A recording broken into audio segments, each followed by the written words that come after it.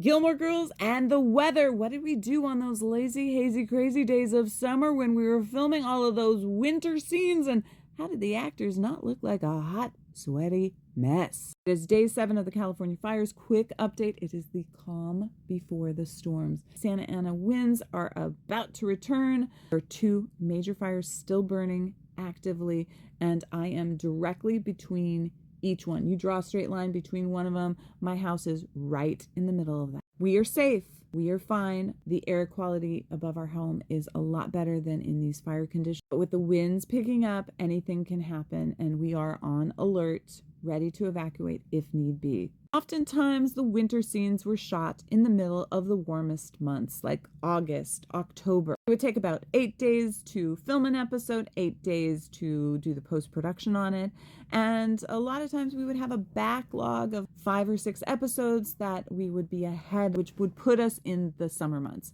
The moment they'd call cut, we'd grab the coats from the actors and use our blow dryers to dry them off. The makeup department would go in there with powder puffs, tissues, and just like getting the sweat off of their brow right before the cameras rolled. And sometimes they would often have to cut because the sweat would get on their face. It was very hot.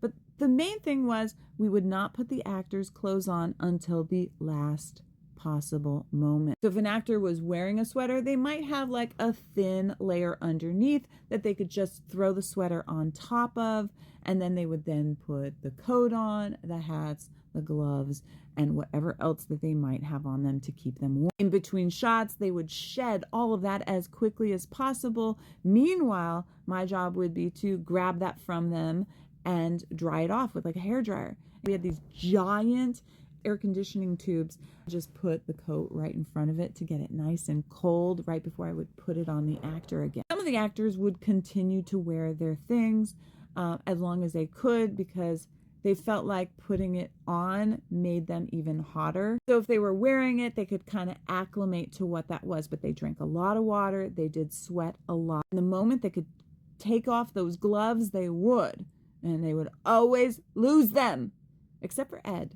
Ed and Kelly, they had a little trick up their sleeve. He would stick his gloves inside his sleeve. And then when he was ready to use his coat again, he couldn't put his arm through the coat without putting that scarf back on, and he wouldn't lose his gloves. I wish I had done this back on Gilmore Girls, but nowadays, because I make ice cream, I often will have an ice pack with me to keep the ice cream cold because I like to bring ice cream to set and give it to my friends. I worked on a show called Mordecai. Oliver Platt was doing an interview in the police station, and it was so hot in that scene.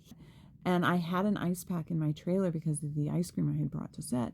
And so I grabbed it and I let him, he literally had the ice pack on his lap while he was filming that scene. So a lot of times it's just getting the actors cooling suits or things. But back then we really didn't do that on Gilmore Girls. We should have.